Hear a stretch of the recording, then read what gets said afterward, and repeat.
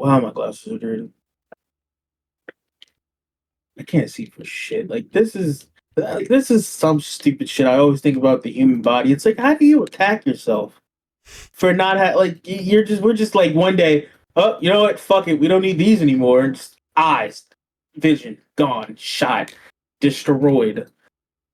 But hey, we made some fucking glasses. We made these magnifying things that have medicine to reflect light better into your eyes so you can see, bitch. And it's like, who thought of that? Like, damn, how distraught were you, fucking Benjamin Franklin? More to that, how distraught was the guy who made the fucking laser surgery to fix it just that? He's like, you know what? Yeah, for real. I'm going straight to... LASIK. I'm tired with all this glasses no shit. I'm putting lasers to eyes. They're like, that seems extreme. When I knock people out, they don't fucking move. Who the fuck is that guy? Oh, don't be scared, homie.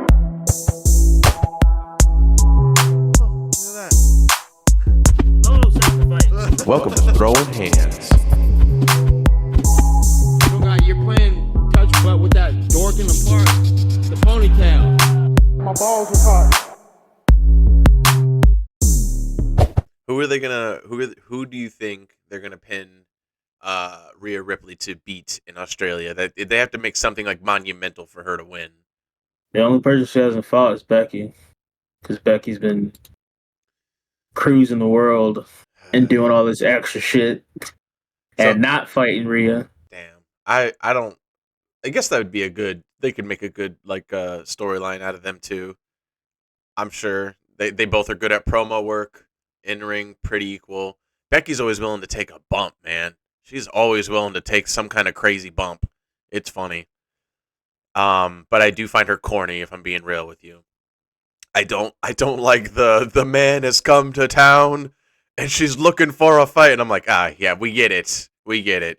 All of them have that's like the new thing now. They all have to have like that opening line when they get on the mic. LA Knight, Cody Rhodes, Seth Rollins, fucking Becky Lynch. Yeah, it's just like The Rock. I know. Everybody, and if you're good in the company, you have one. Yeah, you're right though. But that's what I'm saying. Like, I feel like when I hear the two most cringe is definitely hers and probably Cody's. I think. I think those are the most cringe. What do you not like? What do you want to talk about? I love it. I fucking love it. But I'm admitting that it is cringe. So, and then he looks around. Nah, it's just golden. It's great. I know Raw's gonna be fucking lit tonight. And front, like even on the website, front and center, it says CM Punk set to return, and then below that, Randy. Dang. So you know it. So I was gonna bring that up and ask about that. Let's start the podcast then. Welcome everybody to another episode of Throwing Hands podcast. Today it's just me and Darnell holding it down, and we have a lot of stuff to talk about. The biggest pay-per-view this year for WWE has happened, and of course we're going to talk about the upcoming card. Until that moment, I want to remind you guys that we are the judges of the craziness, the bullshit, and the Octagon control. I'm your host, Joe, and that is my other co-host, Darnell. Usually Ian's here, and we'll see Ian next week. Okay, so let's talk about it. Survivor Series 2023. Honestly, genuinely, without even like any of the surprises or anything like that, the best pay-per-view. Like, without the reveal of CM Punk, genuinely, I was so happy the entire time. Was I on a small microdose of mushrooms at that time? Sure. So maybe my serotonin was elevated a bunch, but still, it was amazing. What did you think about like what I'm saying, like in comparison to the rest of the pay-per-views? Do you think this one's been better than the rest of the year so far, or do you think there's been a pay-per-view that's actually been better than this one? I feel like they've Backlash was pretty good. Backlash would probably be a good contender. That was a really good pay-per-view. That Backlash of Money in the Bank. Yeah. Because I think Clash of Champions, I think that passed. If it did, that just already shows how much I gave a fuck, because I don't remember it. I think so, because I remember having a hype night at the Mom's being like, every title's on the line. Night of Champions. Yeah, Night of Champions. Yeah, Night of Champions. Yeah. Okay, then yeah, that's the one. But it's like Survivor Series. I keep wanting to say Survivor Games because it like War games. fucking diagonal. But like they were good matches. But the two things that that was funny that shadow like everything is the fact that Randy and CM Punk are back. Like it's like Yeah. sure, we had some great matches, we had some great moments, but it's just like hey. Y'all let like everyone knew something was happening, especially like watching from home because they usually just turn the fucking pay-per-views off. Yeah. Like right after they like start celebrating, but then the fact that they like zoomed out like that and everything, I was like, oh, something's happening. Something's happening. Yeah. Well, Yeah, they usually and do a then- big zoom out too. Like they do a zoom out and like good night everybody. But that's where True. I was feeling it because nobody had said good night yet, and they hadn't done like the from Chicago, Illinois, good night. And I'm like, oh, something's happening. But that was honestly hopeful until you hear the music. Yeah. And even then, he still took a sweet fucking time getting out there. Yeah, So seriously. I still was like, I don't know, they could easily still pull some bullshit right now, but they did. Yeah, really soaked it in. Really soaked in the moment. I agree though. I thought the placement of him coming out sucked because I mean like the match was so great. They did the reveal with Randy perfectly. I think everybody was kind of in agreement that like it would have made just as much sense for him to just be out there the whole time. But the whole him coming out last minute was really good. They did amazing spots together. It was beautiful. I think it really should have just ended like that because then we're like, cool, Judgment Day is defeated, which means absolutely nothing, by the way.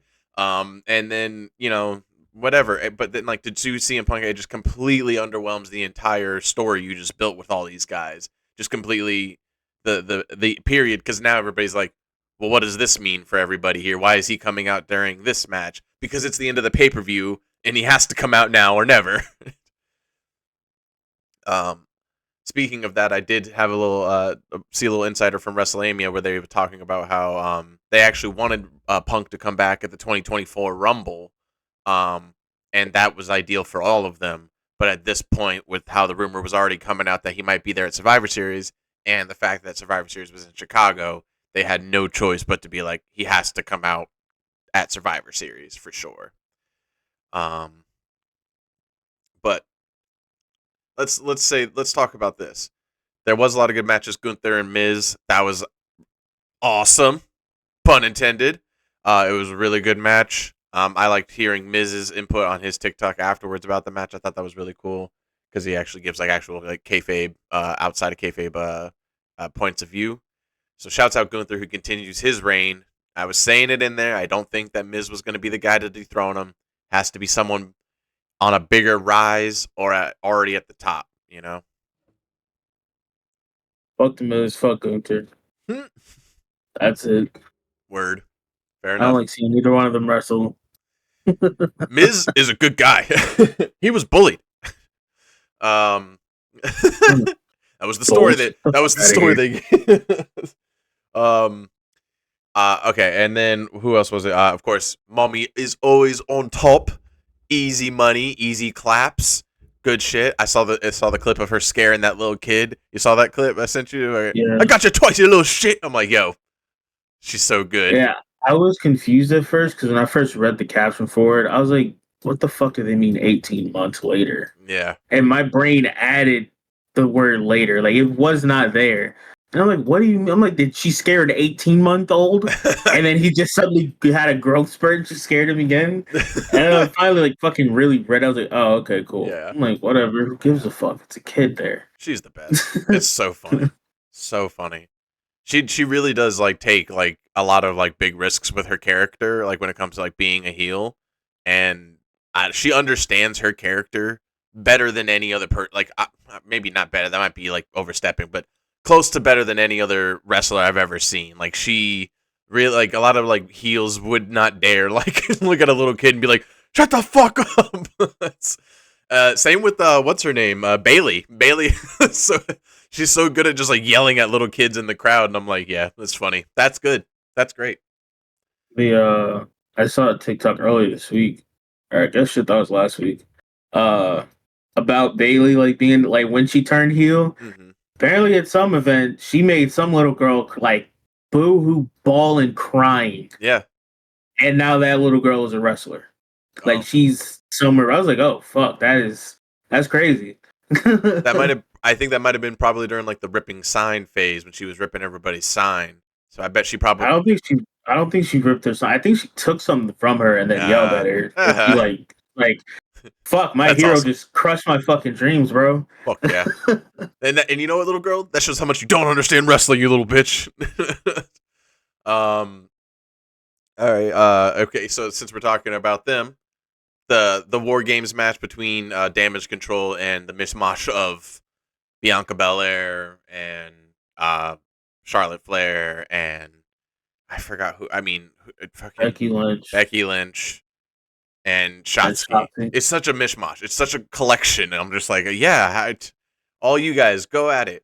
But the only person who makes sense is Shotzi because she was in Damage Control and then they beat her out of it. Oh, really? I didn't know that. So, yeah, that's like her whole character point right now. That's what I feel like that's why she wasn't wrestling as much, is because she had this story going on, but they still should have had her like always wrestling one of them or something. For sure. Fucking Charlotte and Bianca are like the main two always in. Oh, and Asuka, but Asuka's in Damage Control now, so yeah, exactly. She's not getting the belt. Yeah, I don't think it was smart to have them lose. Like I really, because so like Judgment Day, if they lose, which they did, that it's like whatever. Story wise, they're still Universal Tag Team champs, Money in the Bank, Women's champ, NXT champ. Like the Judgment Day stable is still strong as fuck, even if they lose this. But the Damage Control stable is like they don't have any other title except for EOS, and now they're not even credible to be a strong stable because anytime Bianca and them come out, they should technically beat them via kayfabe. So it's like, I don't know. I didn't agree with that win. As you know, it is what it is. But great fucking match. I'll talk about Charlotte's spot first, only because it's second best to EOS. But Charlotte Flair does an incredible moonsault off the top of the cage, flashy as always, and I appreciate it as Charlotte Flair. So some people talk, some people like her, some people don't like her. And I could see why on both. I've seen plenty of highlights to both reasons of why she's so great and why she's so annoying. But I see greatness from her every single time she's been on recently. She's been there a lot recently, and she's been active, and she's been doing some real cool shit. So this is a good run for her. I think if she's trying to get a run at some kind of title, then she's proven herself, putting in that work. Shit's kind of all over the place. Yeah. Because Bayley's definitely getting put out. Mm-hmm. Yeah. And then I guess eventually they will. I don't know what the fuck they can do. I feel like because you got two, really three good champions, and then like they're gonna just constantly do like fucking number one contender matches and shit. Yeah, I think the coolest thing that they can do, I mean, right now, but it's at risk of copying and pasting stuff, but it just makes so much sense. It's to just get Damage Control to have more titles. Get Asuka and god damn it, who's her old partner? Kyrie. Get them to get the tag team titles off those random bitches who don't even. There's no reason why they should have them. So they're defending the night though. Against who? Natalia and Tegan Knox.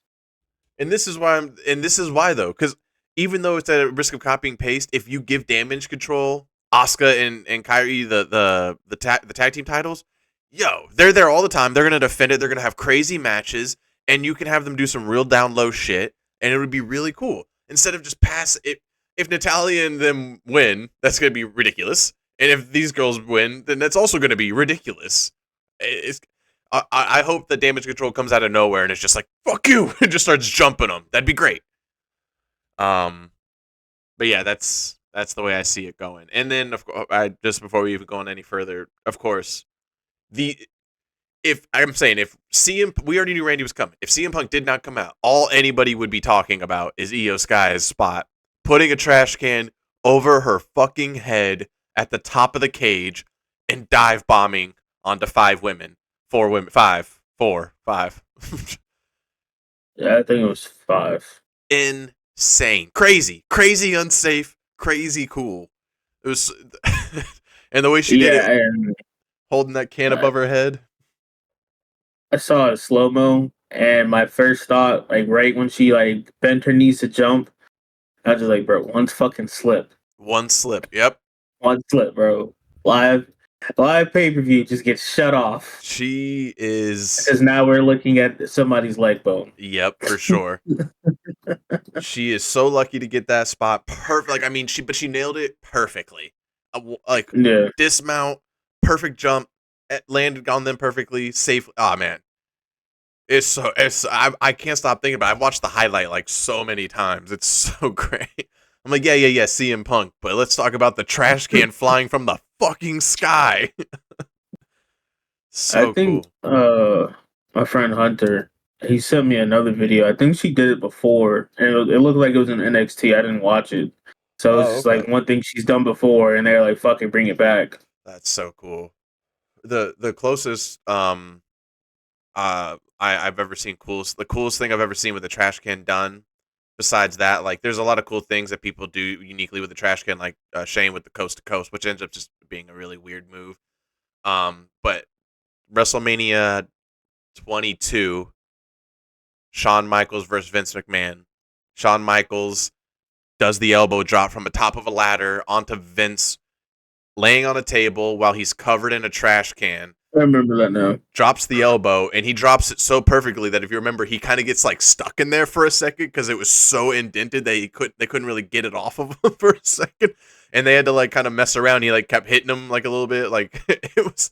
But I mean, that's only incidental essentially, but you know, it was Yeah, really cool.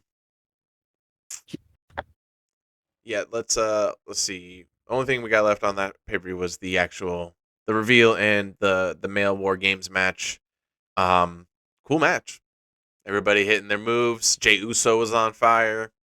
I like it. I like him doing it. It was a good way for all those guys to showcase a lot of cool stuff. I thought the Randy Orton together DDT was dope. I also found it. I mean, you know he's back when he's doing the nah. I was like, what is it? Jesus Christ, he's full blown in character right now. It's so funny. I like the spot with him and Jay. He like warns Jay, like he's like, "Yo, I remember." That was cool. yeah. Um, yeah. It Sam. I feel like Sami Zayn was like, "I'm here. Hello." That's basically him in Yeah, a nutshell. yeah, Like without him being like in a major story. I remember, I think before the Bloodline shit, like he was in like kind of a rough spot, yeah, for sure. like where he was just in limbo. I was like, what are we gonna do with this guy?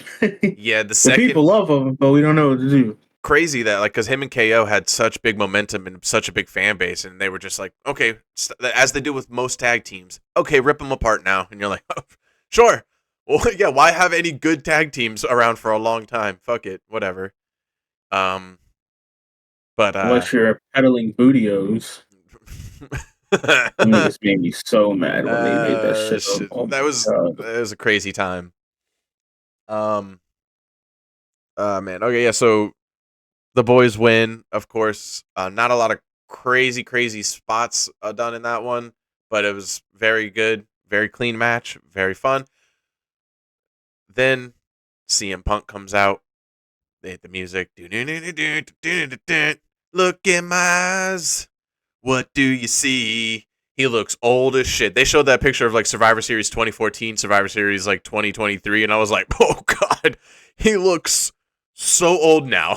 Yeah, So that's times and you're just always in conflict. yeah, no You shit, seriously. age. Yeah. So a couple things about the comeback. One, what's even more controversial now is of course Seth Rollins' reaction outside of the cage.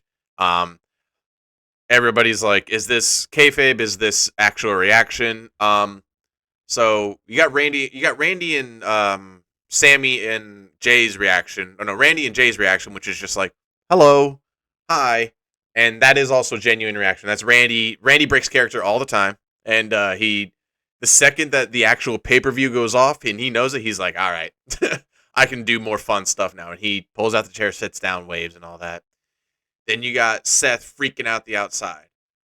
From what I've learned, again, shouts out WrestleMania. From what I've learned, The only people that knew that CM Punk was coming back was Hunter and Nick, whatever his name is, the other guy, Nick Khan. He said that those are the only two people they knew. He just signed the contract on a couple of days prior, like the week prior, and they were trying to talk about getting him at Rumble. It was too late. It was too soon. So they just had to do it as soon as possible. So none of those guys in the ring reportedly knew that CM Punk was coming back. Some reports say that what's the fucking goddamn it? I cannot believe I'm blanking on goddamn Cody Rhodes. Cody Rhodes. They say Cody Rhodes might have known, but Cody won't tell. So none of them knew. So apparently the reaction from Seth is full blown real. He was pissed that CM Punk showed up. Yep, because he knows he about to drop that title soon. That's gonna be It's going to be funny as fuck. Yeah, they're definitely gonna have a match at WrestleMania, and it's gonna be great. I hope. Here's the thing about it. This is the other thing I wanted to talk about is that I watched a video about somebody asking Cody Rhodes about what he thinks about the return, and he did his. What do you want to talk about? So reporters, what do you want to talk about? They asked him what do you think about CM Punk's return, and he said, in his opinion, that he said the same thing Hunter says. The guy gets everybody talks about him, and he gets the most traction. It's a smart move to make, and from what Hunter says, they think that they middle ground, everything's made up. That's great. But from what Cody says, in his opinion, he goes, if you're willing to help us in the direction that we are already going and want to do what we do and help make this thing great, then please join on in. And I agree with that statement too. But I've loudly talked about before that I've seen CM Punk's matches in AEW before he left, and they were not good in my opinion.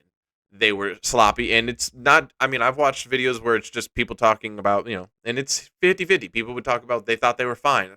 I'm telling you that if you watch CM Punk and he talks about how great he is as an actual performing wrestler, he's not good towards the end. It was very botchmania. It was very slow.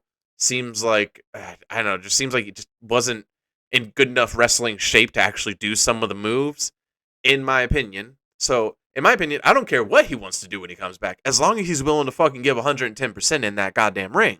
I want to see you not slow running towards the corner to do your clothesline thing. I want you to book it at that motherfucker. Put some haste on that shit and make the connection. Take the bump. That's what I want. And then I don't care that he's coming back. It looked like shit. Like he really did. Yeah. But he looked healthy. Yeah.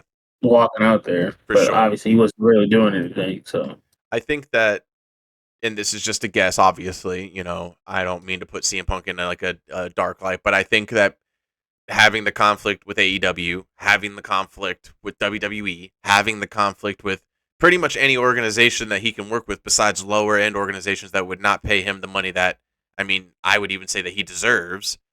I think that might have been a wake up call for him. If I had to guess, because that would be a wake up call for me. Like if I was making that kind of money, having that kind of fan base and people want me around and I still had the ability to do it and I was in my own way like that,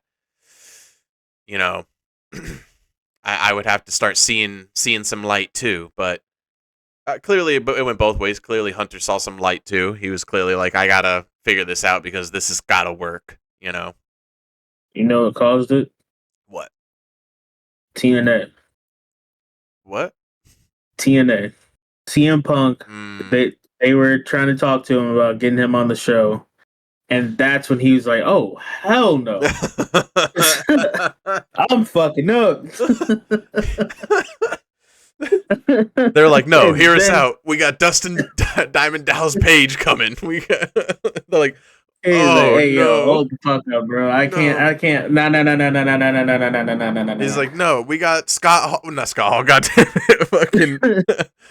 I was like, Stephanie, help. I didn't mean that promo I cut. Hold on.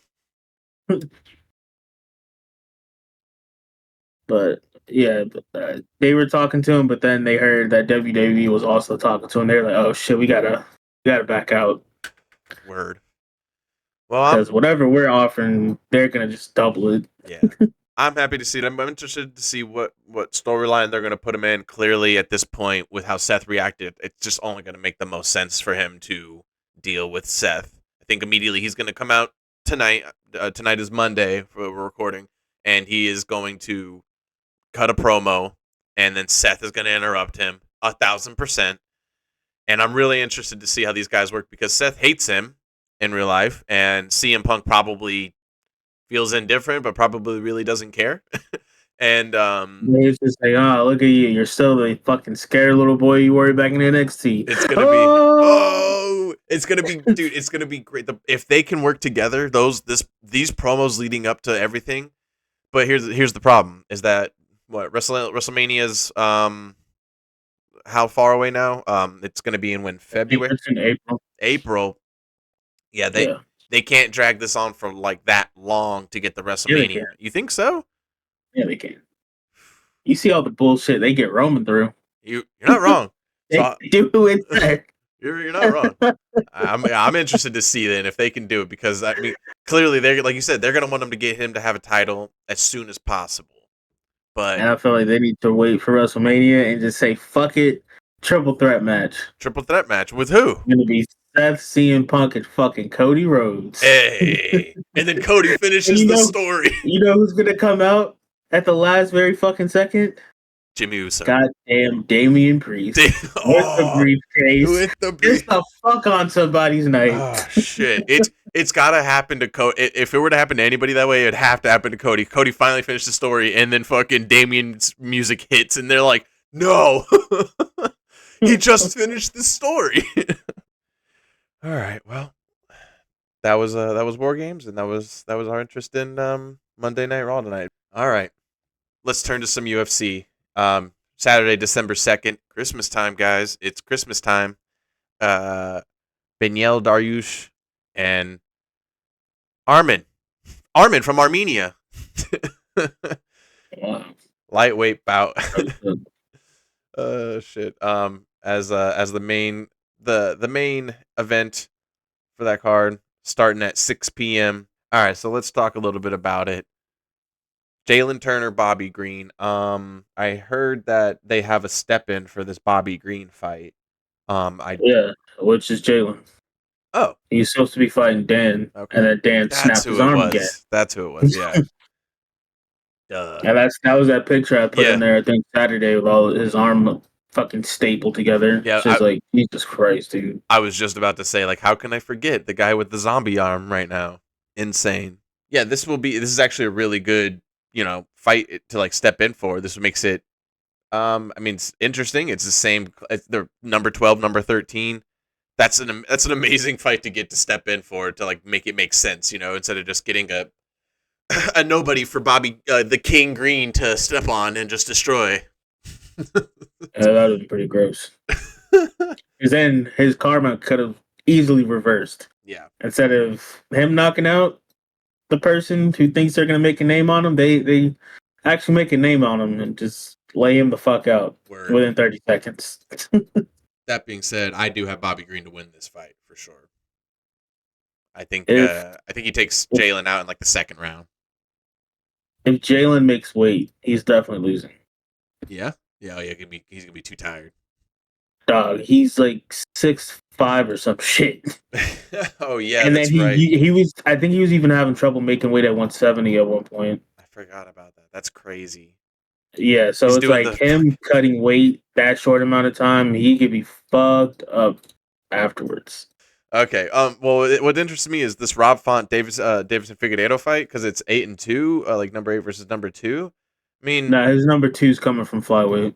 He ain't even ranked in banter. This is his first fight at 135. I don't know why they always keep the person's old, like their whatever they're ranked previously. It's like, fuck the casuals. We know who that is. Right. Yeah. For real. It's gonna be good. He doesn't have to cut. He doesn't have to look like a fucking skeleton now after he cuts weight. Him at 135, it should be good. Even though obviously like their fight weight is gonna be different. Yeah. When they like the night of, like, I still feel like he'll do good at 135. Yeah, I think Rob Font's like, oh, he's not that much taller than him. I think like I'm just seeing Rob Font like as way bigger than him. But that being said, yeah, this is gonna be honestly, like you said, I think he's gonna be really good at 135 too. And if he can beat Rob Font like decisively, it's gonna be pretty big proof because Rob Font, honestly, in my opinion, should probably take out Davidson Figueiredo. He should probably be able to, grapple him pretty easily or outstrike him from distance. I feel like, but you know, that's what I'm saying. I have faith in Davidson Figueiredo, so I'm still going with Figueiredo on this one. Yeah, I think he still has a ground game. Oh yeah, But it's always the thing of like jujitsu versus wrestling, which is better type shit. So yeah. Catch wrestling. uh, That's what's better. this site is fucking annoying. Ask the babyface war master. He'll tell you it's catch wrestling. That's better. Sean Brady, Kelvin Gastelum. Every time I see Kelvin Gastelum, I'm like, oh hey, look, he's still here. Look at that. I really I just don't get as excited as I used to see Kelvin get into a fight. Neither am I really that excited to see Sean Brady. But shouts out that it's ranked number 9 versus ranked number 11. Never forget. Damn. Yep. Oh no, they haven't fought each other ever. No. Maybe not. Now I was gonna say Kelvin and Strickland. Uh, I feel like that just would be a funny fight for some reason. that would be a hilarious fight. Him yelling at Kelvin. I don't know. Being a born again Christian. Yeah. Kelvin being in the middle of fight being like, stop that. Stop. That's not nice. All right. Okay. All right. We kind of started in reverse, but talking about some of these prelims fights, they have really good fights on the prelims. Clay Guida, the caveman himself, still there.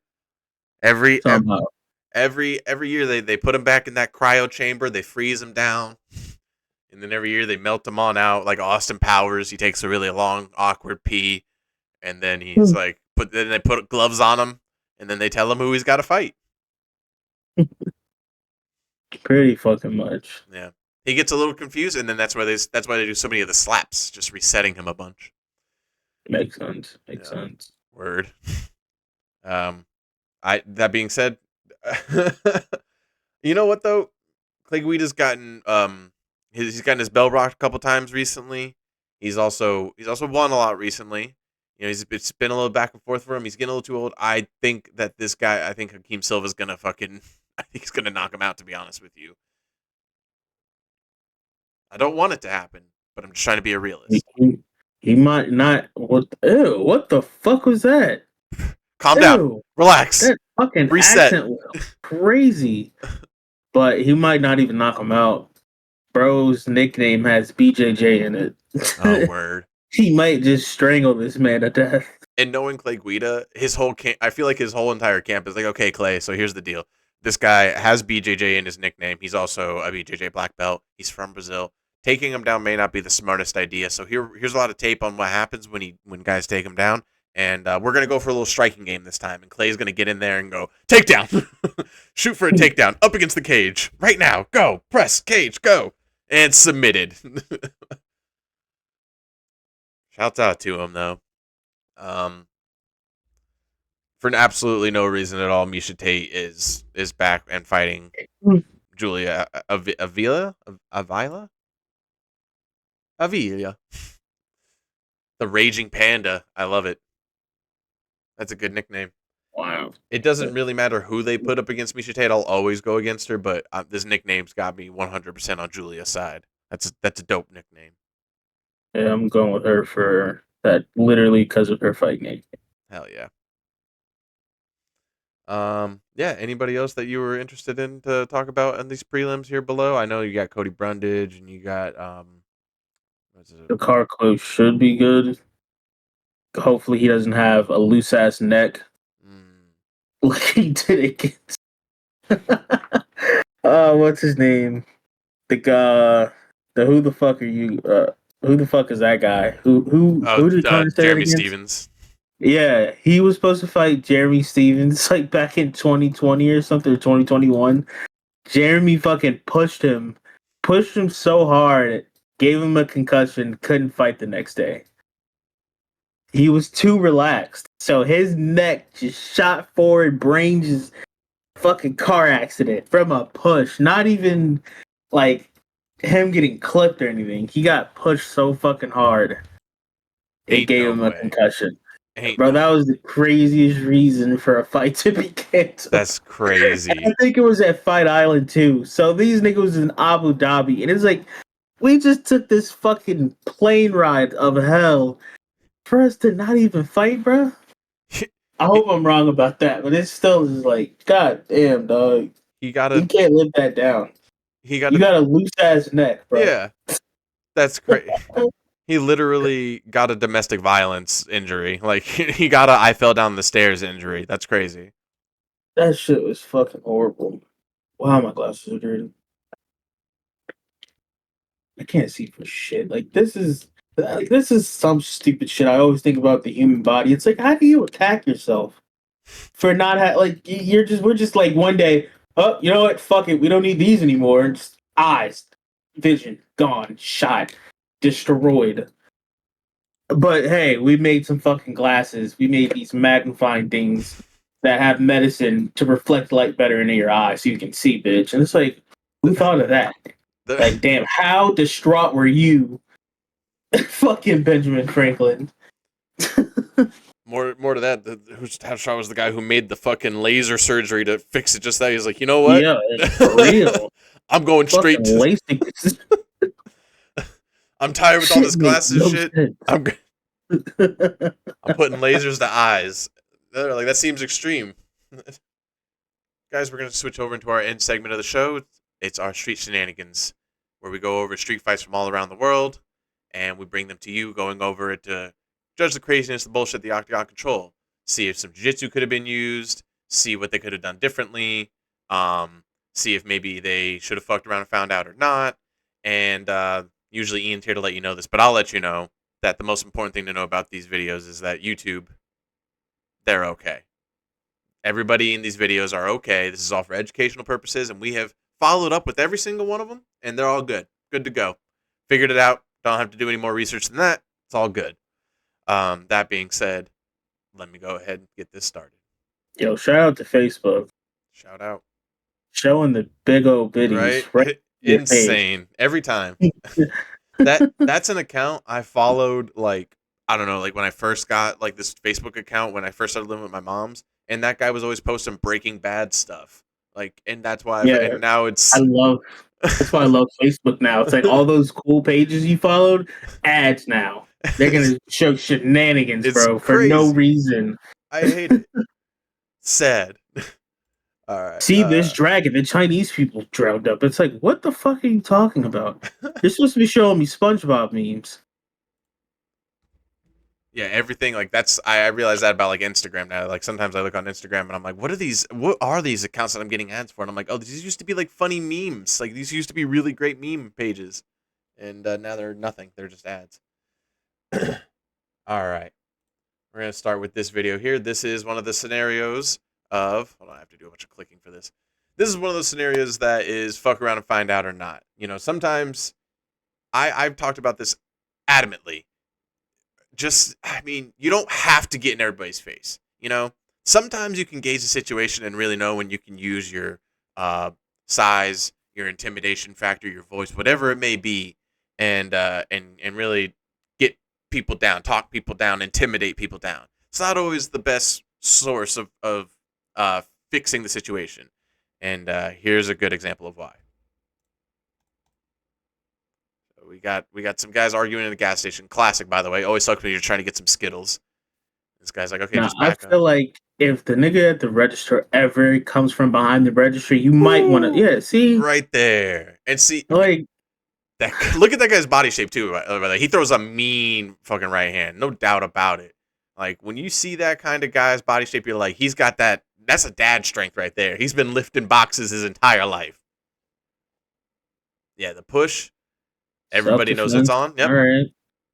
Bam. And that's the other problem with this guy. You guys know it's on. Like you shoved him. You know it's on. So why are you letting it be down? And he's still talking because he didn't think he was gonna do anything. And again, and the gas station clerk, and the fucking gas station looks like this, where the fucking front counter is all boarded up with plastic Yep. and stuff. If that motherfucker comes from behind, leave. Yeah. You were in the wrong. It doesn't matter what happened. Oh yeah. You might not be going home tonight. Exactly. Yeah, and I mean, shouts out to this guy who, I mean, he had follow through with that punch. He punched through him because when he hit him and then he fell over him. I'm like, one way or the other, even if he didn't knock him out, he was gonna land on top. That's a good move right there. One more time, bam, done and over with. All right, this is just funny.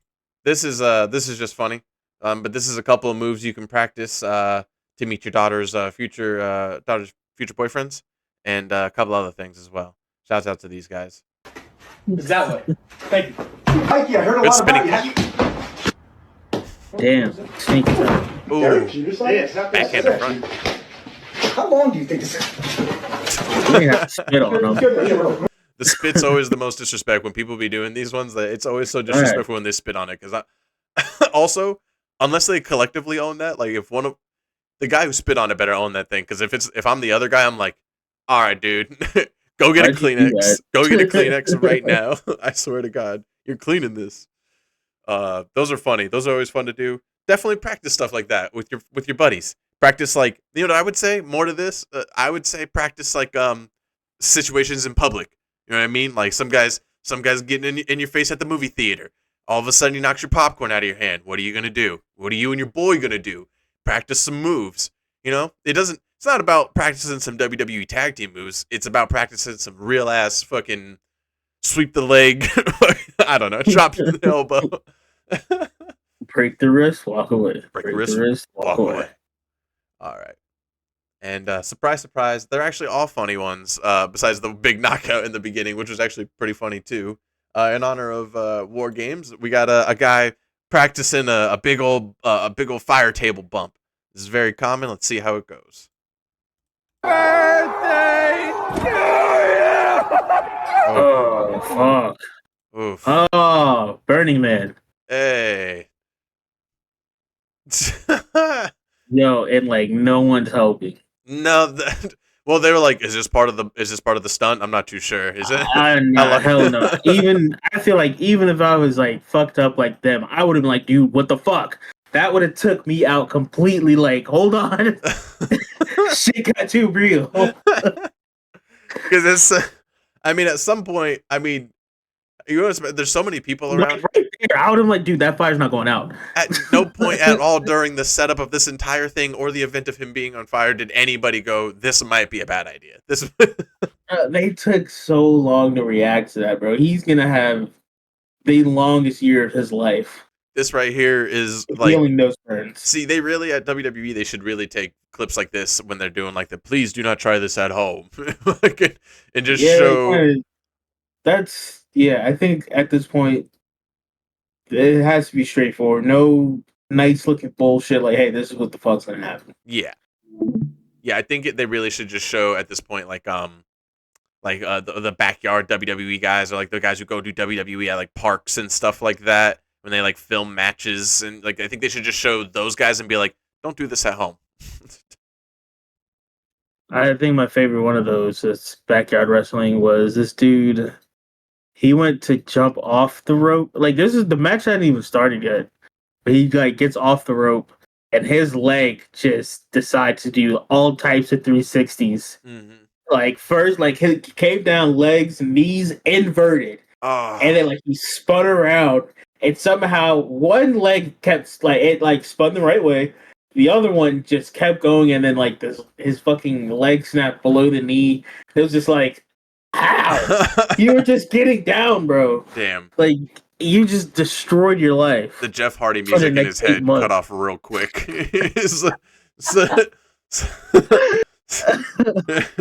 He gets up from the ring. He's like, he asks his friend, he's like, did it look cool? Did it look cool? Yeah, that's low key all that fucking really matters. Yeah. Did it look cool, bro? Yeah, for real. If it looked cool, I could live with that. But if it didn't, fuck. Seriously, you got to find that video and send it to me later. We got to watch that. I'll try to find it. Yeah. All right, but we are done here. Thanks, guys, for watching. Don't forget to follow us on our social media, SuperSour JIR on all social media. Go follow our Twitch, twitch.tv/SuperSour Games. Morning and afternoon schedule where we start around 11 a.m. to noon. You can pop in around those times and we'll most likely be on and playing World of Warcraft and Fortnite and things such like that. And we also play on the weekends as well. Don't forget to follow Darnell, Snuggy Blanks. And he's not laughing at me. He's laughing at other stuff, by the way. I found the video, but I found a fucked up clip that went with it. So. Okay.